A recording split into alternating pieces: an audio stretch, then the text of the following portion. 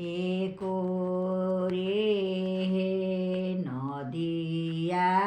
में दहिया तो अमृत जुर ऐसे दहिया खैहे राजा रामचंद्र होइहे आजा रावण ऐसे सेनुरा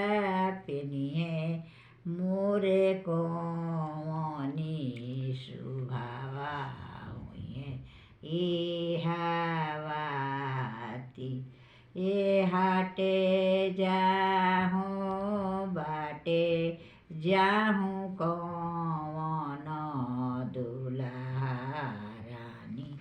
रौतीनी पूछेली एके तोहरो हृदय सावा रे लायग रचंदन ले ए बाबा जे हमारा कौन बाबा मायरी कौनी दे एउहे हमरो हृदय सा